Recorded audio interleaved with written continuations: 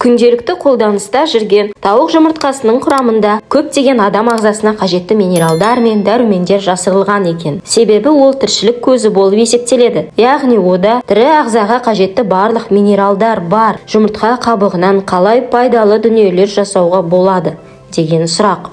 Алдымен жұмыртқаның негізгі құнарлылығын айтамыз. Сосын оны пайдаланудың рецептілерімен бөлісеміз. Әрі қарай қалай қолдану керектігін түсіндіреміз. Құрметті көрермен, біз ақпаратты жинау барысында тек интернет желісіндегі ашық көздерден сусындағанымызды айтқымыз келеді. Бұл ізденісті бағалап өтерсіздер деген үміттеміз.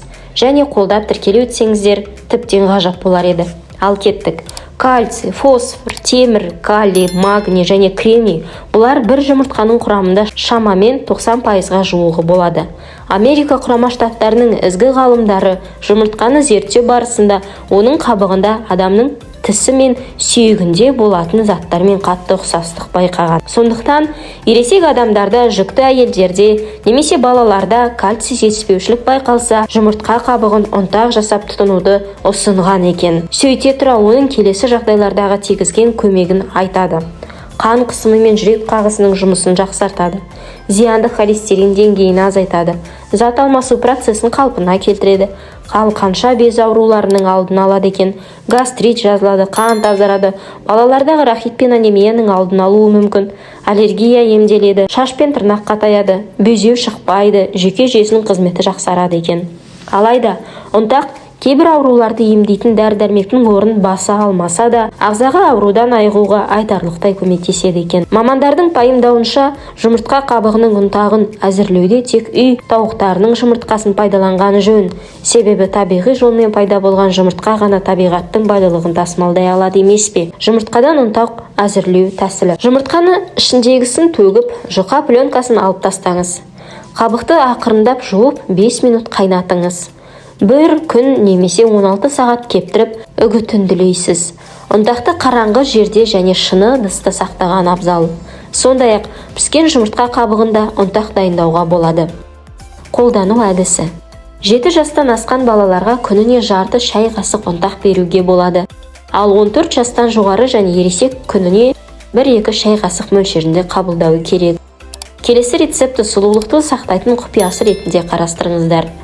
Бет терісін 10 жылға жасартады. Сондықтан бұдан былай жұмыртқаның қабығын қоқыс шелегіне тастамайтын боласыз.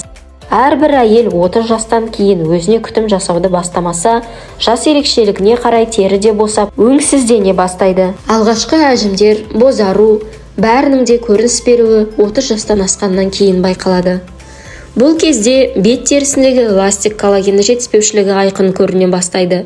Сондықтан мейлінше жастық қалпыңызды сақтап қалу үшін жұмыртқа қабығында орасан зор көмегі бар екендігін бірі білсе, келесі бірі хабарсыз екен. Ендеше ас үйде жиі пайдаланатын азықтың бірі жұмыртқа екендігін белгілі болса, оның қабығына дейін пайдаға асыру керек. Салатқа немесе қамыр илегенде кейде тамаққа жұмыртқаны қосқаннан кейін қабығын қоқыс шелегіне тастамай кәдеге жарата біліңіз. Онымен бет терісі үшін керемет маска жасауды бастайық. Ол үшін жұмыртқаны тазалап жуып алыңыз. Егер де сенімсіз болсаңыз, бүкіл микробтардан тазартып алу үшін сірке суымен жусаңыз да болады. Жұмыртқаны жарып, ішіндегісін ыдысқа салған соң, сыртқы қабығында қалып қойған жұғынды да саусағыңызбен алып, тазартылған бет терісіне жағып қойыңыз. Қабықтың ішінде сиқырлы қабықша болады. Жұмыртқа қабығының ішкі бөлігіне жұмсақ шілтер секілді жұқа қабықша болады.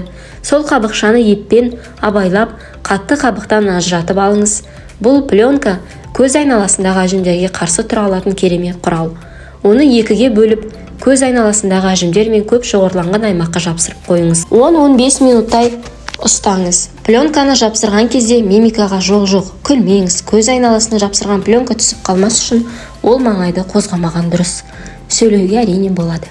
Үшінші тәсіл. Сыртқы қабығында қатты қабықтың тазалап, жуып, ұсақтап, құрғату үшін майлылықтың үстіне жайып қойыңыз. Әбден кепкенін күтіңіз.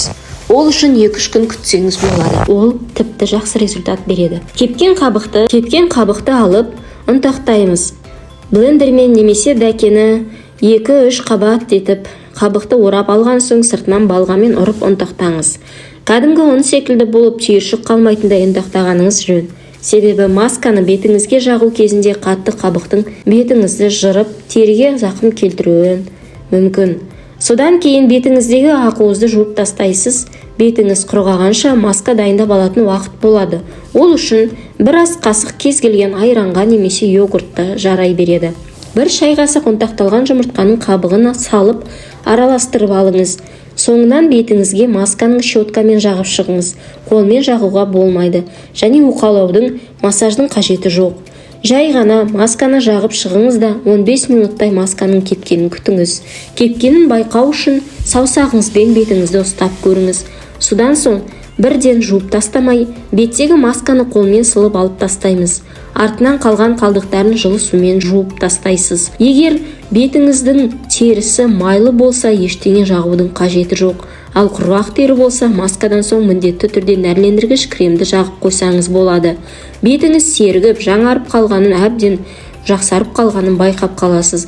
Бұл масканы құрғақ тері үшін аптасына 2 рет, тіпті 3 рет жасауға болады. Ал майлы тері болса, аптасына 1 рет осы масканы жасап тұрсаңыз жеткілікті. 4 аптадан соң теріңіздің жасарып, әжімдердің тартылып, әдемі теріге ие болғаныңызды байқайсыз. Бұл бірден сезілетін нәтиже. Қолдағы бармен ас үйде жиі қолданатын, бірақ біз көбінесе қажетсіз деп санайтын жұмыртқаның қабығымен ақ керемет нәтижеге қол жеткізуге болады. Жасап көріңіз, өзіңіз де таң қаласыз. Ал құрметті көрермен, арнаға тіркеліп, қолдау көрсетсеңіздер риза болар едім. Каналдағы подписчиктер санын 5000-ға жеткізу арман болды.